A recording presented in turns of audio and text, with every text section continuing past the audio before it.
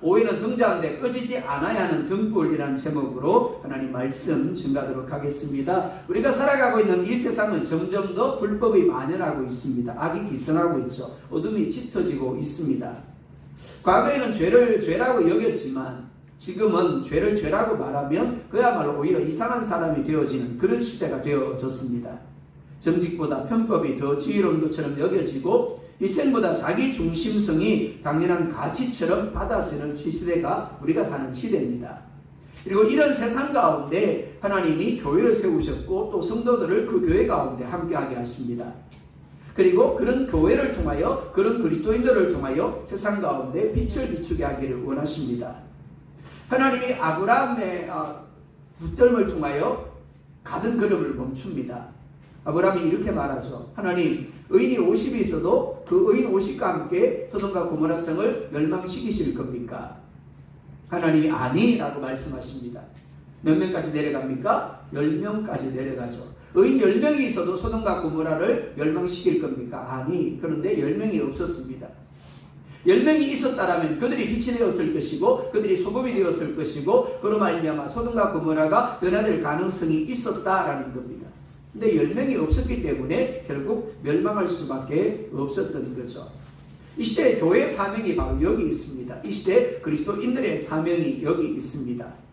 아무리 좋은 전등도 전기가 끊어지면 어떨까요? 빛을 낼 수 없죠.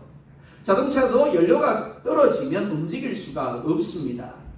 그리스도인이 빛을 발하기 위하여 교회가 사명을 감당하기 위해서 가장 중요한 것이 무엇이가 하면 하나님과 연결되어 있는 겁니다. 그러면 빛을 내게 되어지는 거죠. 능력을 나타내게 되어지는 겁니다. 그리고 사명을 감당하게 되어지는 겁니다. 이 시대 교회들의 문제가 바로 여기에 있습니다. 하나님과 연결되어 있느냐, 성령의 충만한 기름을 누리고 있느냐라는 거죠.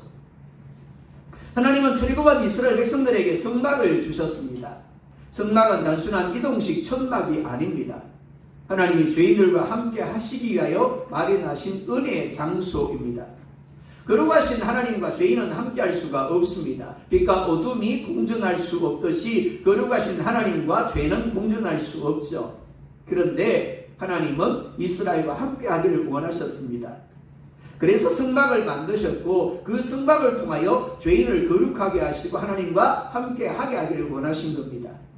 성막 안에 있는 모든 기구들은 단순한 기구들이 아니다라고 했습니다. 예수 그리스도를 예표한다고 그랬죠. 그리고 우리를 예표합니다. 번제단은 십자가를 보여줍니다. 물두멍은 정결함을 보여줍니다. 떡상은 생명의 떡이신 예수님을 그리고 우리 자신들을 상징합니다. 오늘 본문에 등장되는 세상의 빛 대신 예수님을 보여줍니다. 그리고 오늘 본문은 하나님 나라 백성들이 빛으로서 어떤 모습으로 살아가야 하는가를, 빛으로 살기 위해서 무엇이 필요한가를 우리 가운데 가르쳐주고 있습니다. 자, 첫 번째, 시작.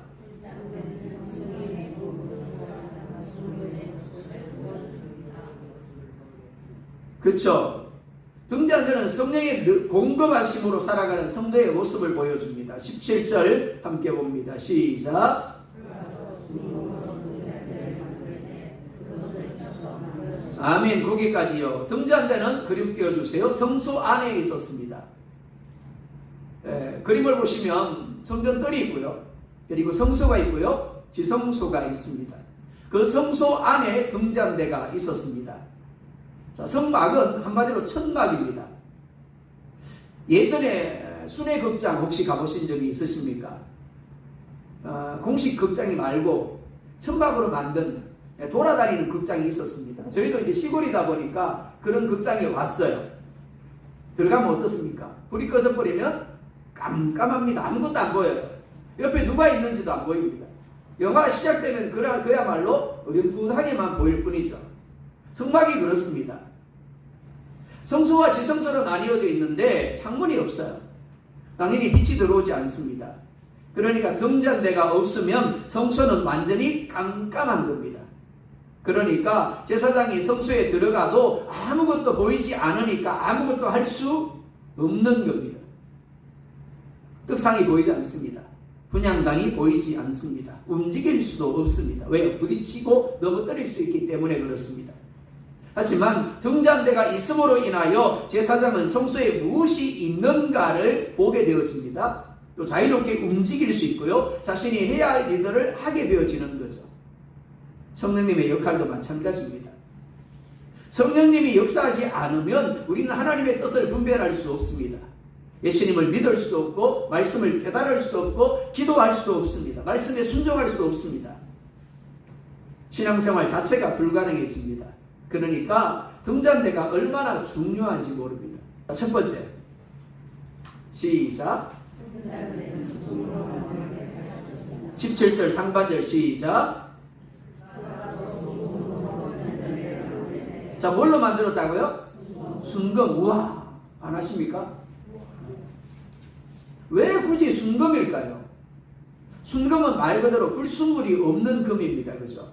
성경에서 금은 거룩함과 순결함을 상징합니다. 근데 그냥 금이 아니에요. 순금입니다. 그러니까 완벽한 거룩함, 완벽한 순결함을 상징한다라고 이야기할 수 있겠죠. 세상과 구별된 존재라는 의미입니다.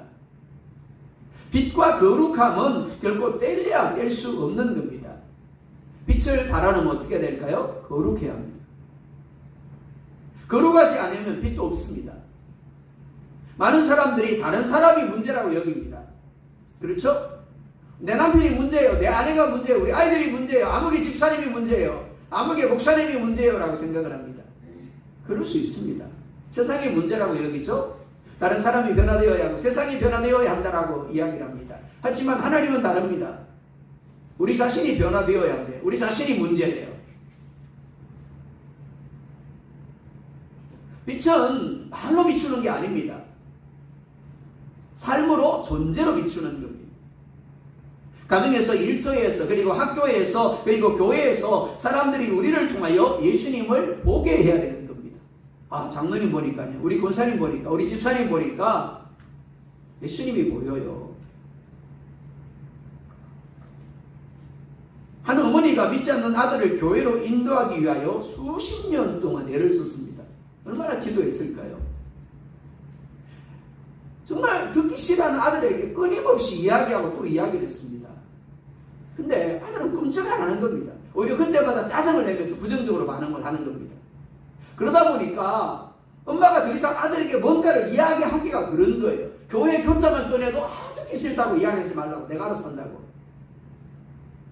그런데 그러던 아들이 어느 날 교회에 나오기 시작했어요.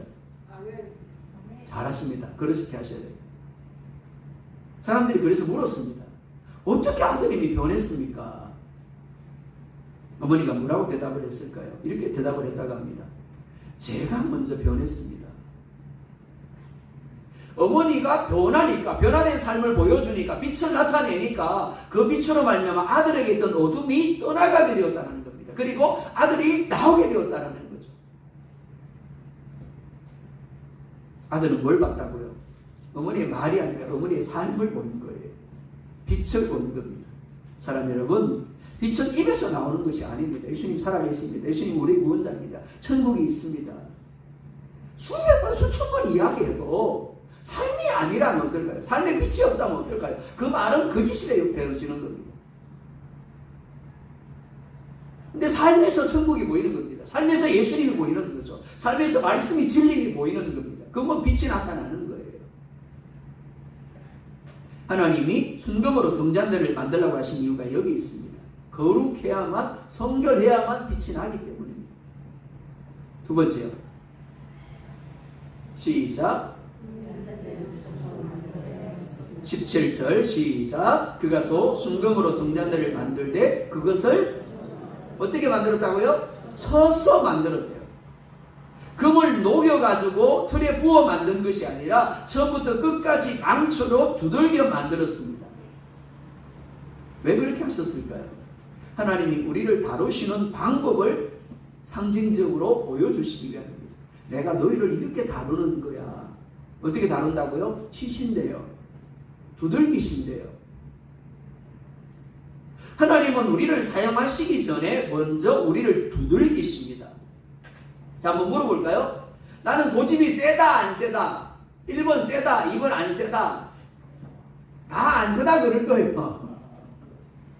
근데 정답은 다 세답니다. 고집 안 센 사람 하나도 없어요. 애기도 고집이 셉니다. 그죠? 애기 얼마나 고집 셉니까? 자기 뜻대로 안 되면. 하나님에 대해서도 마찬가지라는 거죠. 하나님이 우리를 두들기시는 이유가 여기 있습니다. 하나님이 요셉을 두들기십니다. 꿈을 꿨어요. 그런데 곧바로 총리를 시키지 않습니다. 그죠? 무려 13년 동안 노예 생활과 죄수로 두들기십니다. 그리고 준비되어졌을 때 비로소 총리가 되게 하시죠. 다윗도 마찬가지입니다. 왕으로 기름 부었습니다. 근데 곧바로 왕이 되게 하지 않았어요. 사울의 문제가 바로 여기 있습니다. 왕으로 기름 부었고 바로 왕이 되어버렸어요. 즉 두들김이 없었습니다. 그러다 보니까 실패할 수밖에 없었던 거죠. 근데 다윗은 무려 10년 동안이나 사울에게 쫓겨다니며 하나님께 두들겨 맞았어요. 하나님 망치로 두들기니까 어떻더라고요? 하나님의 마음에 합한 자가 되었더라. 그래서 하나님을 기쁘시게 하는 자가 되어졌고 전무후무한 축복을 누릴 수 있었던 겁니다. 모세도 마찬가지입니다. 광야로 40년을 머물게 하시면서 두들기셨어요. 그래서 온유한 자가 되게 하셨죠. 철저하게 자기를 부인하고 하나님만을 의뢰하는 자가 되게 하신 겁니다. 망치가 내려칠 때마다 금은 자기 모양을 잃어버립니다. 쭈그러들죠. 하지만 그로 인하여 만들고자 하는 형상으로 조금씩 만들어져 가게 되어지는 겁니다. 우리도 마찬가지입니다. 하나님은 우리를 사용하시기 전에, 우리에게 은혜를 주시고 축복을 주시기 전에 먼저 우리를 두들기십니다. 많은 사람들은 하나님께서 빨리 문제를 해결해 주시기를 원합니다. 하지만 하나님은 문제를 해결하기 전에 먼저 우리를 뭐 하신다고요? 두들기세요. 우리를 먼저 변화시키기를 원하십니다. 왜냐하면 문제가 해결되는 것보다 사람이 변화되는 것이 더 중요하기 때문입니다. 하나님이 요셉을 곧바로 총리가 되게 할 수 없었을까요? 얼마든지 그렇게 하실 수 있었을 겁니다. 하지만 하나님의 뜻은 요셉이 총리가 되는 것에 있지 않았습니다. 요셉이 하나님의 뜻을 따라 순종하는 구원의 통로가 되는 데 있었습니다. 다윗도 마찬가지죠. 왕이 되는데 하나님의 목적이 있지 않았습니다. 하나님 마음에 합한 사람이 되어서 은혜를 흘려보내고 축복을 흘려보내는 사람이 되게 하기를 원하시는 겁니다. 베드로도 마찬가지입니다. 베드로는 자신만만했습니다. 아니, 예수님 무슨 말씀하십니까? 다 부인하고 다 떠나가도요, 나는 안 떠나갈 겁니다. 나는 옥에 같이 갈 거예요. 나는 죽기도 같이 죽을 겁니다. 정말 그러려고 했어요. 그만큼 교만했습니다. 그만큼 자신만만했습니다. 모세도 그랬죠. 근데 주님은 그 베드로를 곧바로 쓰지 않았어요. 신필자리로 이끌어 가십니다. 두들겨 맞죠, 그죠? 하나님이 두들기십니다. 봐, 네가 이런 존재야. 네 자신을 믿으면 안 돼. 지금 네가 열정 가지고 있는 열정, 네가 가지고 있는 자신감, 그거 아무것도 아니야. 한순간에 넘어질 수 있는 거야. 사도 베드로를 통해서 사자가 우리를 삼키려고 돌아다닌다라고, 그래서 영적으로 깨어 있으라고 한 이유가 여기 있습니다. 사도 베드로는 이미 그것을 경험했기 때문입니다. 사랑하는 여러분, 혹 지금 여러분의 삶에 이해되지 않는 일이 있습니까? 기도했는데 응답되지 않는 일이 있습니까? 하나님이 여러분을 보내신 것이 아닙니다. 하나님이 여러분을 사랑하지 않는 것이 아닙니다. 하나님이 여러분을 하나님이 원하시는 형상대로 만들기 위하여 두들기고 계시는 것일 수 있는 거예요. 어떤 도예가가 도자기를 만들고 있습니다. 제사가 묻습니다. 계속해서 두들기고 계속해서 주문을 끓이고 그러니까, 아니 왜 자꾸 흙을 누르고 치고 다시 만드십니까? 벌써 만들어야 될 시간인데 계속 주물딱 끓이고 두들기만 하는 겁니다. 그때 이 도예가가 제자에게 이렇게 이야기를 했다고 합니다. 지금은 흙이 아파하겠지만 완성되면 내가 왜 그렇게 했는지 알게 될 거야. 그리고 얼마 후에 정말 아름다운 작품이 완성되었습니다. 하나님께서도 우리를 그렇게 빚어가십니다. 그렇기 때문에 지금의 고통만 보지 아니하고 하나님이 완성하실 모습을 기대하며 주님을 의뢰하시기 바랍니다. 세 번째, 시작. 자, 등불 언제 켜야 된다고요? 항상. 레위기 24장 2절 봅니다. 시작.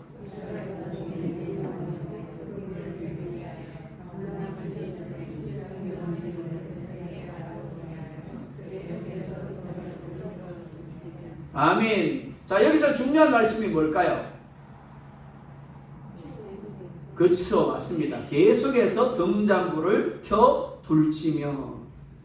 여러분들이 잘 아는 이야기. 동방박사들이 별을 보고 예수님을 찾아갑니다. 그죠? 맞으면 고개를 좀 걷덕이거나 아멘 하거나 뭐 모르시는 건지. 자, 동방박사들이 별을 보고 예수님을 찾아가요. 그러다가 별이 사라져 버려요. 그래서 예수님이 있는 곳에 가는 것이 아니라 어디를 가요? 헤롯이 있는 궁전으로 갑니다.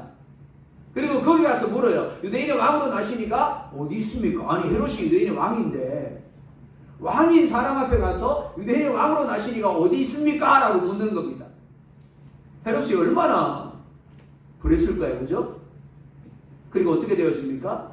그 때문에 나중에 2살 이하 아이를 헤롯이 다 죽여버립니다. 동방박사들이 별을 잃어버리지 않았다라면, 헤롯의 궁전으로 가지 않았다라면 그 2살 아이들은 안 죽었을 겁니다. 근데 보고가는 별을 잃어버렸어요. 그랬더니 엉뚱한 곳으로 가더라라는 거죠. 마찬가지입니다. 등잔대의 가장 중요한 목적은 어두운 성소 안에서 빛을 비추는 겁니다.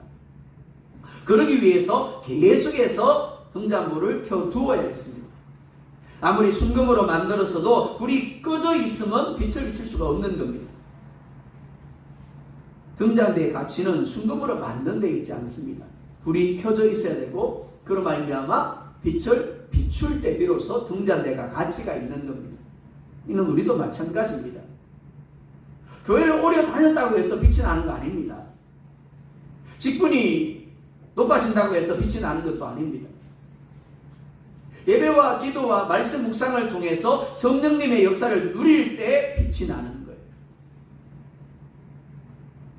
항상 등잔대에 불을 켜두기 위해서 하나님은 제사장들로 하여금 매일 아침과 저녁으로 기름을 채우게 하시고 심지를 정리하게 하시고 세심하게 불꽃을 살피게 하셨습니다. 왜요?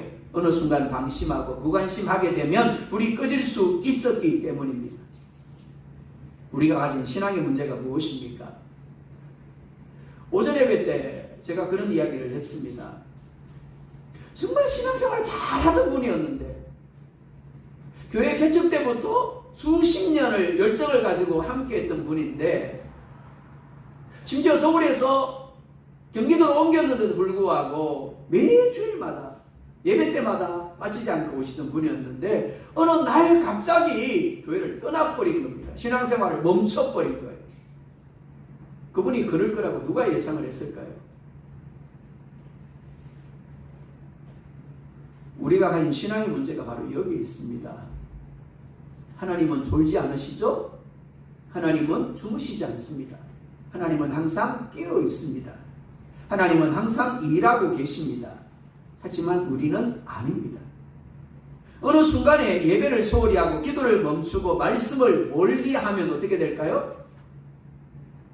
불이 약해집니다. 그리고 어느 순간에 그 불이 꺼져버릴 수 있다는 거죠. 한번 물어볼까요? 예수님 처음 만났을 때 어떠셨습니까? 그 감격이 지금 남아있나요? 그 뜨거움이 지금 남아있나요? 그 열정이 지금 남아있나요? 그 눈물이 지금 남아있나요? 아마 어느 순간부터 서서히 식어졌을 겁니다. 예배가 습관이 되고 기도가 의무가 되고 공사가 짐이 되었을 겁니다. 그래서 등잔이 돼 불이 꺼져버린 등잔이 되어버린 겁니다. 왜 그럴까요? 공급되어야 할 기름이 공급되지 않았기 때문입니다. 데살로니가전서 5장 19절에 이렇게 말씀을 합니다. 함께 봅니다. 시작. 성령을 소멸하지 말래요. 성령을 소멸을 하는 사람이 누가 있을까요? 아, 목사님 저는 성령을 소멸할래요. 그런 사람 누가 있을까요? 아마 그리스도인이라면 아무도 성령을 소멸한다라고 생각하지 않을 겁니다. 그런데 성령을 소멸한다라는 이야기예요. 성령을 소멸한다라는 말은 불을 끈다라는 의미입니다. 우리 가운데 오신 성령님은 결코 떠나지 않습니다. 그러나 우리의 불순종과 우리의 교만과 우리의 죄가 성령의 역사를 가로막을 수는 있습니다. 즉 성령의 불을 꺼지게 할 수 있는 겁니다. 사랑하는 여러분, 이 시대 교회의 문제는 건물이 아닙니다.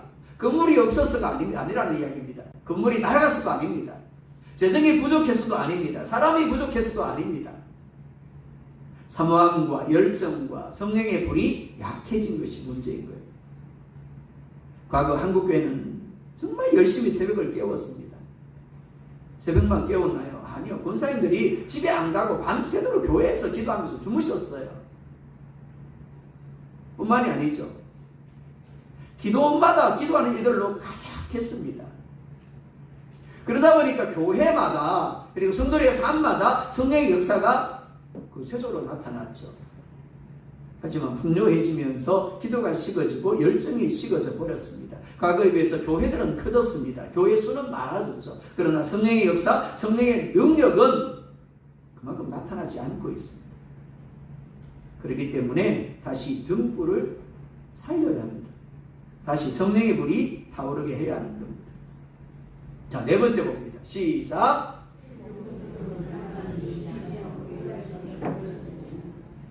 일곱 등불은 하나님이 쉬지 않고 일하심을 보여줍니다. 18절 봅니다. 시작.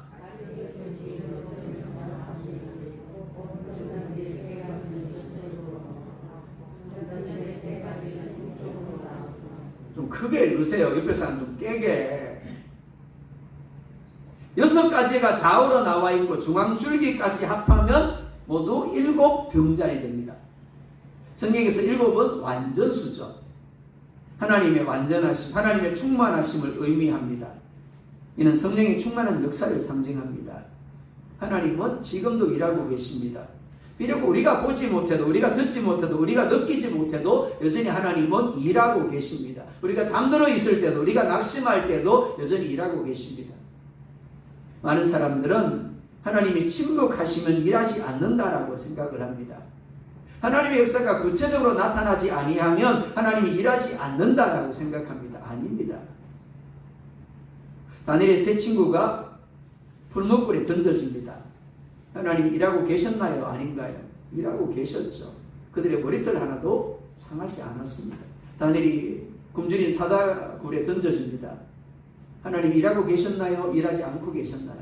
일하고 계셨죠. 천사를 보내어서 사자의 입을 막으셨습니다. 마찬가지로 오늘도 하나님이 우리를 위하여 일하고 계십니다. 그렇기 때문에 환경을 보지 말고 하나님을 보시기 바랍니다. 상황과 문제가 아니라 약속을 붙드시기 바랍니다. 비행기 타보셨죠? 비행기는 낮게 날지 않습니다. 높게 날죠. 구름 위로 올라갑니다. 구름 아래에서는 폭풍우가 몰아치고 있습니다. 하지만 구름 위는 어떻습니까? 밝은 햇살이 비치고 있죠. 하나님의 일하심이 그렇다라는 겁니다. 우리 눈에는 뭐가 보여요? 폭풍우가 보입니다. 비바람이 보이죠. 하지만 하나님의 눈에는 뭐가 보인다고요? 밝은 햇살이 보이는 겁니다. 그렇게 일하고 계신다라는 거죠. 자, 크게 두 번째입니다. 시작. 그렇습니다. 연결되어 있을 때만 빛을 발할 수 있습니다. 21절, 22절입니다. 시작.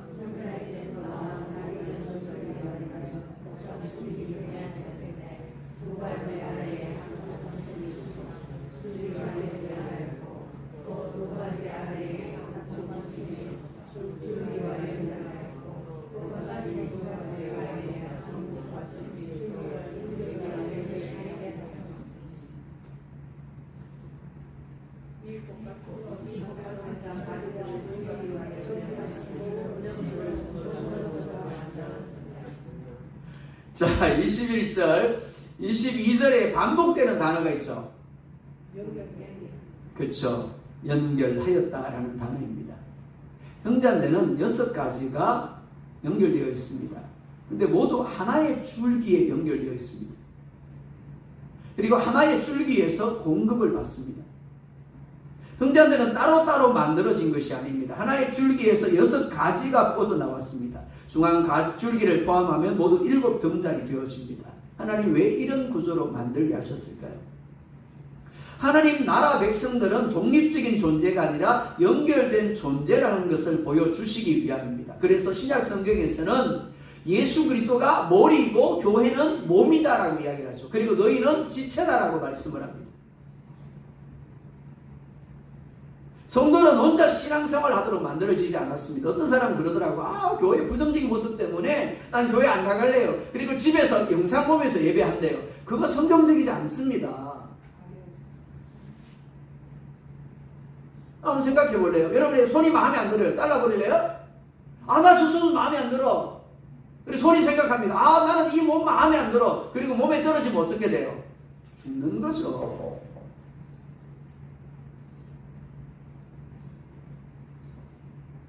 성도는 머리이신 예수님과 연결되어야 합니다. 뿐만 아닙니다. 그리스도의 몸인 교회, 즉 각 지체들과 연결되어야 합니다. 그리고 성령 하나님께 연결되어서 새 힘을 날마다 공급받아야 합니다. 우리는 그렇게 하나의 등잔대에 서로 연결되어 함께 타오르는 불인 겁니다. 자, 첫 번째 시작. 없습니까? 시작. 등잔대의 가지는 중앙줄기에 연결되어 있습니다. 그리고 이를 통해서 기름이 공급되어집니다. 그럴 때 불이 꺼지지 않는 겁니다. 자, 요한복음 15장 5절입니다. 시작.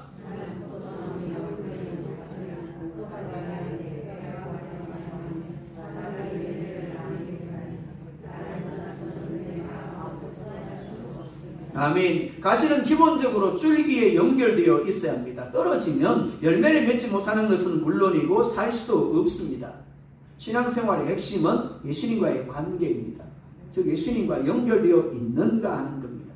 예수님과 연결되어서 예수님이 주시는 영적 자양분을 공급받아야 되는 거예요. 전기밥솥이 아무리 좋아도 콘센트가 꼽혀 있으면 밥이 돼요, 안 돼요? 어려운 질문인가요? 콘센트를 꽂아야 밥이 되는 거예요. 그죠? 아무리 천만원 억 하는 전기밥솥이라도 콘센트가 안 꽂혀 있으면 밥이 안 되는 겁니다. 이 시대 교인들의 문제는 교회는 다니는데 신앙생활을 하는데 예수님과 연결이 약하다라는 겁니다. 그래서 쉽게 흔들립니다. 쉽게 낙심합니다. 자, 19절 20절 시작. 시작.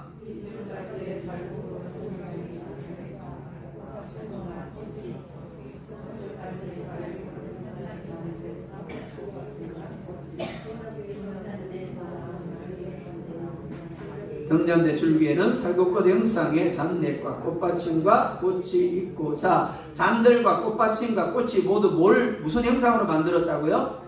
그렇죠. 살구꽃 형상으로 만들겠대요. 왜 살구꽃일까요? 여러분 살구꽃 잘 아시잖아요. 왜 살구꽃일까요? 이 살구꽃을 원문에서 보면 샤카드라는 히브리어를 씁니다. 깨어있다, 지켜보다, 감시하다라는 뜻을 가진 동사입니다. 한글 성경에서는 살구꽃으로 번역이 되어졌지만 사실 살구꽃 아닙니다. 아몬드 꽃이에요. 아몬드는 이스라엘에서 겨울이 지나고 가장 먼저 꽃을 피우는 나무입니다.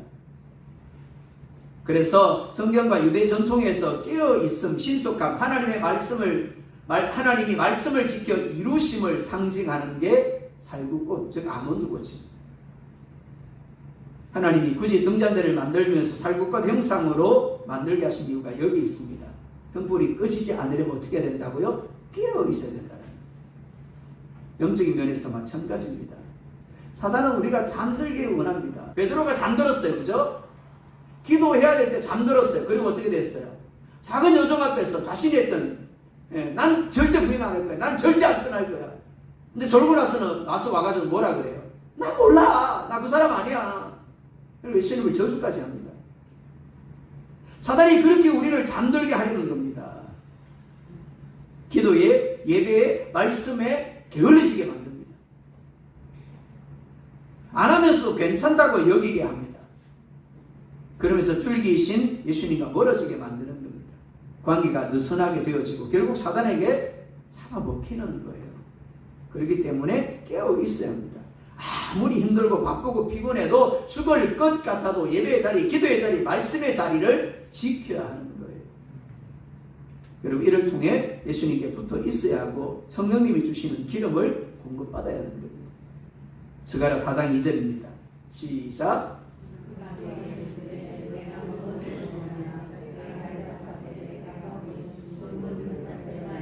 거기까지. 자, 스가랴가 천사에게, 천사가 스가랴에게 묻죠. 네가 무엇을 보느냐? 그랬더니 스가랴가 뭐라 그래요? 예, 내가 보니 뭐가 있습니다? 순금 등잔대가 있습니다. 그래서 스가랴가 천사에게 묻습니다. 이게 뭔데요? 이 순금 등잔대가 뭔데요? 라고 묻습니다. 자, 스가랴 4장 6절입니다. 시작. 만군의 여호와께서 말씀하시되 이는 힘으로 되지 아니하며 능력으로 되지 아니하고 오직 나의 영으로 되느니라. 등잔대는 우리에게 중요한 사실을 가르쳐 줍니다. 그게 뭔가 하면 우리 혼자서는 빛을 낼 수가 없다라는 거예요. 목사라도 장로라도 수십 년을 신앙생활을 해도 혼자서는 빛을 낼 수 없는 겁니다. 줄기에 연결되어야 합니다. 기름 공급을 받아야 합니다. 깨어 있어야 합니다. 함께 해야 합니다. 예수님께 연결될 때, 성령님께 연결될 때 빛이 나고 능력이 살아나는 거예요. 교회에 연결되어질 때 열정이 살아나는 겁니다. 그렇기 때문에 우리는 날마다 예수님께 붙어 있어야 합니다. 성령의 기름을 공급받고 깨어 있어야 합니다. 그리고 사랑으로 하나 되어야 합니다. 그럴 때 하나님이 우리를 통하여 세상을 밝히시는 겁니다. 그럴 때 우리가 어떻게 해요? 모든 세상 가운데 사명자로서 살게 하시는 겁니다. 그런 저와 여러분들, 우리가 교회가 될 수 있기를 예수님의 이름으로 축복합니다.